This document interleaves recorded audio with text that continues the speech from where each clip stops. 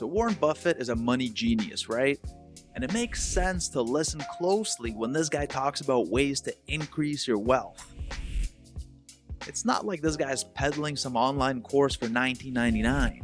He's got all the money in the world, so he probably doesn't have some ulterior motive when it comes to personal finance advice. Okay, so what's this top dog's take on credit cards? As a general matter, as a one piece of specific financial advice, I would say, avoid credit cards. Just forget about them. Now this is interesting because when Warren Buffett talked about this, he actually owned shares in American Express, which is a credit card company. So he was recommending avoiding credit cards even though he owned a credit card business himself. We're in various businesses that issue credit cards. The American public loves credit cards. But if you start revolving debt on credit cards, you're going to be paying 18 or 20%.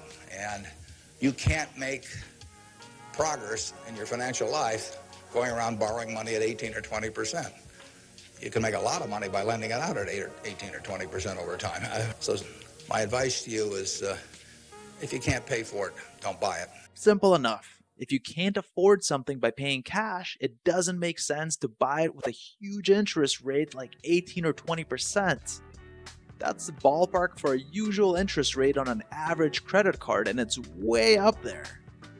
My general advice to people, we have an interest in credit cards, but I think people should avoid using credit cards as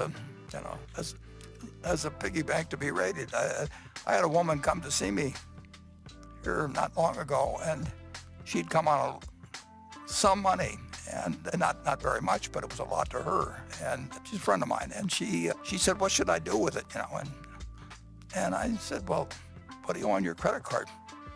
And she said, "Well, I owe X." And I said, "Well, what you should do?" I don't know what interest rate she was paying, but I think. I think I asked her and she knew, and it was something like 18% or something. I said, "I don't know how to make 18%. If I owed any money at 18%, the first thing I do with any money I had would be to pay it off. It's going to be way better than any investment idea I've got." And this makes perfect sense. The average long-term return of the stock market is around 10%. So if this woman in his example had money lying around and she had an option of either investing it and hoping for some sort of return, or paying off her credit card and getting a guaranteed return of 18%, that's a no-brainer situation. And you hear of a lot of people that carry high interest debt and they will still try to make investments at the same time. That doesn't really make any logical sense because it's really hard to get a return of 18 or 20% on your investment. These folks could essentially guarantee that return if they simply paid off their high interest debt. Now, there are big advantages to using credit cards as well.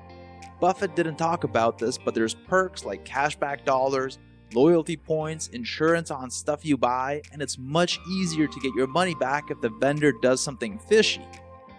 But the message from Buffett is to avoid carrying high interest debt, and that makes perfect sense.